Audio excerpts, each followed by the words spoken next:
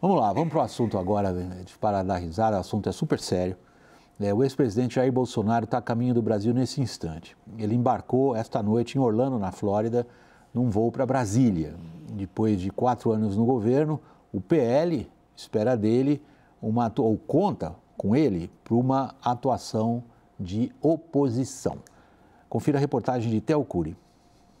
Bolsonaro volta para o Brasil com a missão de liderar a oposição ao governo Lula. Minutos antes do embarque em Orlando, nos Estados Unidos, o ex-presidente falou com exclusividade para a CNN. Disse que a prioridade dele e do Partido Liberal é apoiar a CPMI do dia 8 de janeiro e focar nas eleições municipais.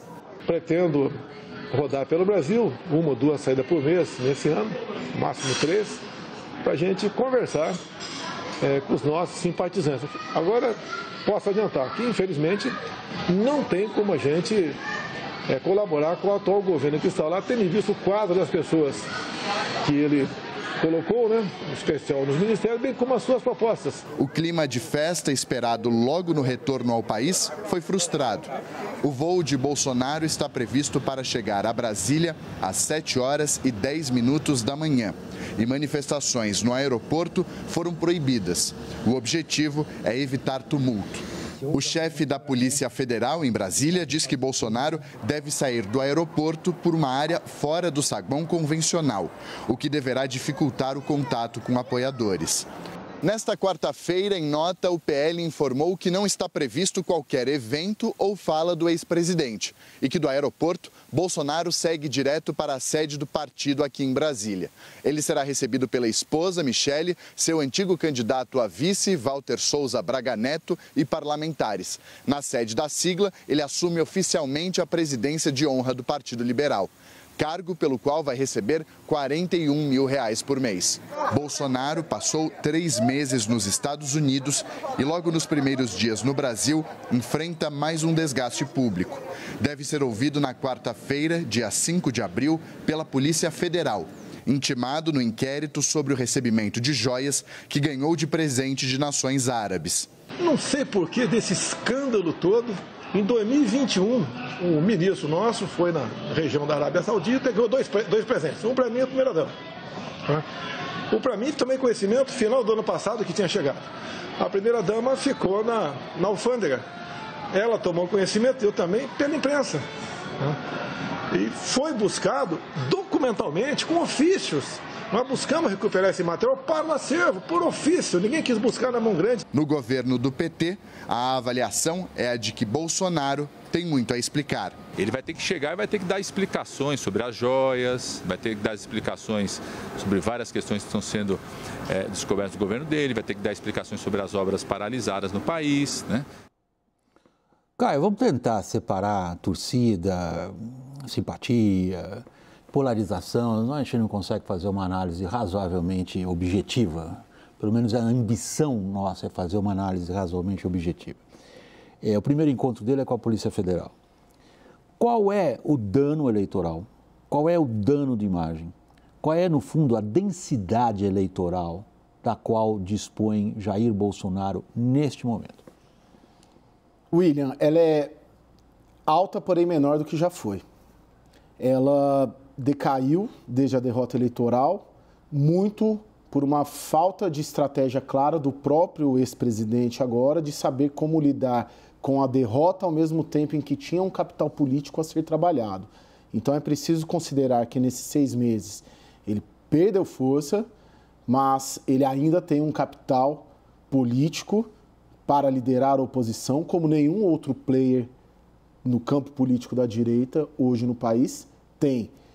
E mais, o Bolsonaro, a meu ver, ele tem tempo para conseguir recuperar o que ele perdeu, a despeito de todos os problemas, vamos dizer, policiais ali que ele tem. Não digo só o caso das joias, mas eu digo 8 de janeiro e outros inquéritos ali que estão sobretudo no Supremo Tribunal TSE. Federal. A investigação no TSE é a mais perigosa para ele. Há tempo.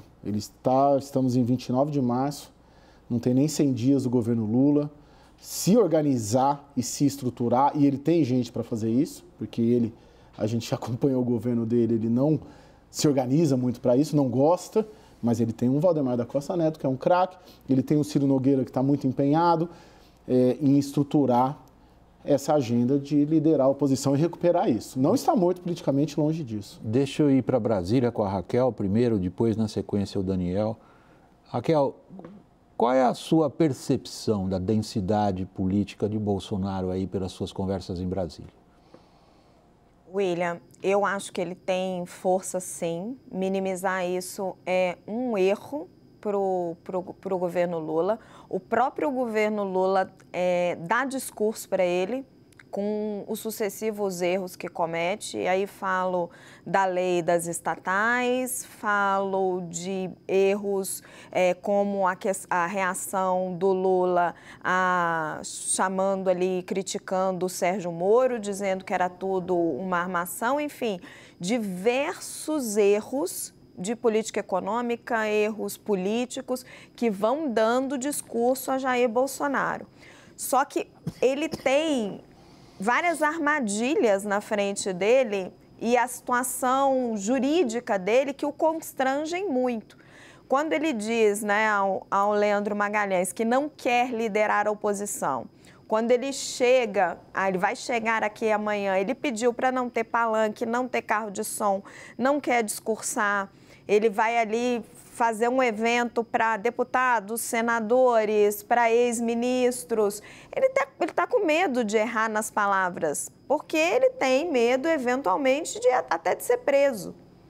Tem vários inquéritos contra ele. Então, a situação jurídica dele e os sucessivos problemas que ele tem dentro do armário, um monte de telhado de vidro que ele tem, limita muito a forma de atuar ele.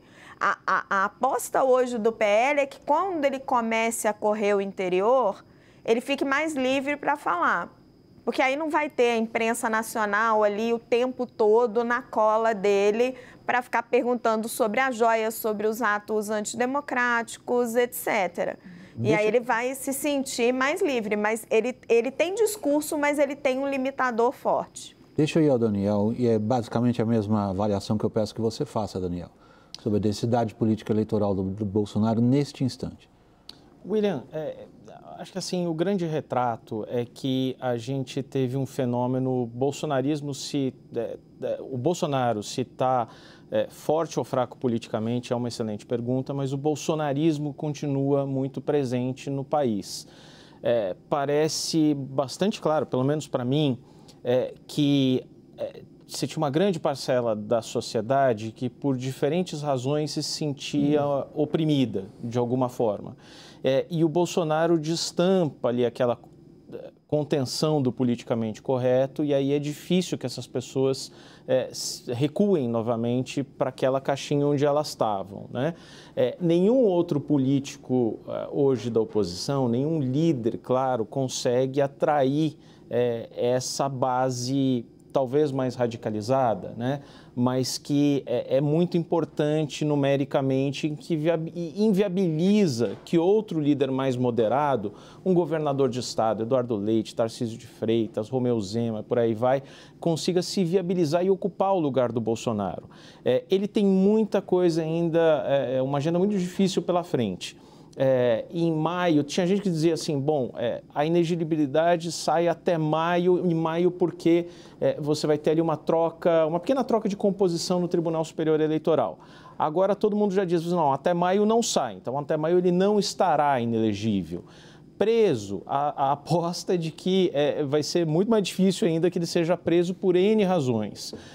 Então, eu acho que com ele voltando a rodar o país e com a situação difícil do presidente Lula na economia e na política, olha, Vac, como me dizia ontem um deputado aqui que me parece que deu uma avaliação perfeita, assim, se não tivesse sido o 8 de janeiro, a gente já estaria vendo manifestações contra o atual governo. As pessoas não estão saindo e o bolsonarismo está contido porque está todo mundo com medo de ir para a rua e passar 90 dias preso ali na Papuda. Mas o Bolsonaro tem esse poder de aglutinar. Caio está me pedindo a palavra. Não, William, é importante pontuar que tem uma equação que a gente deve observar nos próximos meses, que o sucesso do Bolsonaro, o eventual sucesso do Bolsonaro como oposição, estará atrelado ao eventual fracasso do governo Lula como governo. Né? Porque vocês três estão ressaltando isso. Isso. Você tem mais condições de liderar uma oposição quanto mais frágil for o governo. E por isso que, e você já escreveu isso também na sua coluna no Estadão, a pressa do Lula em apresentar resultados, porque o resultado eleitoral foi muito apertado, foi 1,8. E as pesquisas até agora, essas pesquisas aí, 100 dias quase de governo Lula, não mostram uma realidade que o Lula conseguiu avançar e nem que o Bolsonaro refluiu em popularidade, em votos, enfim. Então, estamos praticamente como se estivéssemos em outubro de 22. E isso, para o Bolsonaro e para o Lula, é uma situação que é uma equação que um vai retroalimentar o outro. E digo mais, enquanto houver Lula, haverá anti-Lula. Enquanto houver petismo, haverá antipetismo. Quem consegue enfrentar melhor o atual governo é quem consegue melhor encarnar o antipetismo e o antilulismo. Desde 2016, 2017, quem encarna isso com melhores condições de jogo é o Bolsonaro, que jogou os tucanos. Mas aí eu acho que a gente é obrigado, embora seja uma questão altamente especulativa, porque ela depende de acontecimentos que a gente não controla, nem sabe se ocorrerão, a gente é obrigado, como analista político, a assumir a possibilidade de inelegibilidade de Bolsonaro. A gente é obrigado a colocar isso na nossa equação. Vamos colocar essa variável na nossa equação e nos fazer a seguinte pergunta, então, Caio. Bolsonaro ajuda ou, na verdade, impede o surgimento de lideranças de uma direita que não seja bolsonarista e agregue pessoas que votaram no Lula porque não queriam lá o Bolsonaro? Ele ajuda ou ele atrapalha o surgimento disso? Nós temos governadores, por exemplo, que já ganham uma certa projeção política, pelos simples fatos de serem governadores de Minas Gerais e de São Paulo. Enormes colégios eleitorais, grande peso econômico. Essas figuras políticas são ajudadas ou atrapalhadas pelo Bolsonaro? Posso começar pela Raquel, Daniel? Sim, por favor. Raquel. William, eu vou te responder com o que eu ouço de aliados do próprio Jair Bolsonaro. Quando eu questiono sobre a inelegibilidade, que eles falam, não, ele vai ser um baita cabo eleitoral nas eleições municipais e isso vai nos levar mais forte para 2026. Eu pergunto, e se ele tiver inelegível? A resposta que eu geralmente ouço é ainda melhor, porque aí não vai ter toda a resistência que Bolsonaro tem, toda essa rejeição que ele acumulou e vai vir só o apoio dele. Então, assim, do ponto de vista dos políticos do entorno dele, embora eles não vão admitir isso para Bolsonaro nunca, nas conversas privadas que eles têm, tem até uma certa torcida pela inelegibilidade. Porque, sim, Bolsonaro afasta esse eleitor mais moderado. Um eleitor que, eventualmente, até aceitou o Lula, porque estava preocupado com a democracia. Daniel, para encerrar. Eu só vejo, você pega uma pessoa de projeção política recente como Tarcísio de Freitas, em São Paulo, que pode se tornar, sim, um candidato a presidente da República. Primeiro, ele depende do sucesso da administração em São Paulo. E depois, me parece que ele caminha ali no fio da vara, dando uma no cravo, uma na ferradura, de modo a agradar diferentes setores, de se mostrar de direita, mas não um bolsonarista raiz.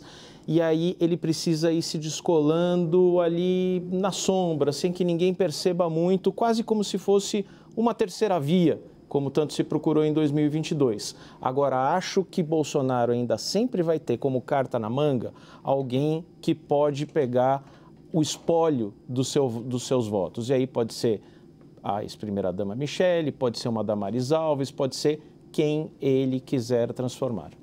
Caio. Manchete, que você adora esse tema e você vai ficar calado, por favor. Breve. Eu acredito que o Bolsonaro ele tem um grupo que vai estar sempre com ele, um grupo do eleitorado, que é uma fatia expressiva, haja o que houver, considerando ali uns 15%, 20% de bolsonaristas que não arredaram pé, e é um capital político muito grande.